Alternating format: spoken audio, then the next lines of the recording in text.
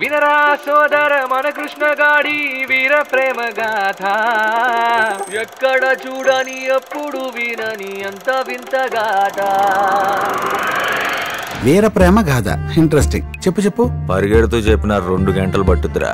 30 సెకండ్లు చెప్పమంటే ఎలా? 30 సెకండ్ల అదే లెక్క. ఇదొట్టి టీజరే, సినిమా కాదు. పం పం